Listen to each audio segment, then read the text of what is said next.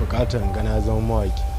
Ya kamata ka san cewa ita waka ba ita ya kamata ka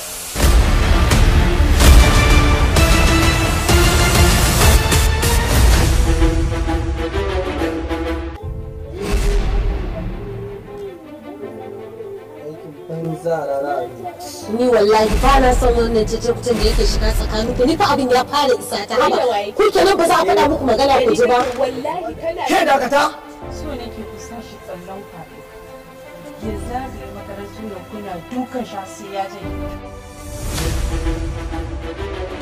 sarauniyar mata ke ce in babu ke ni zan zauce ki tabbatar in dai ba ke a duniyar nan.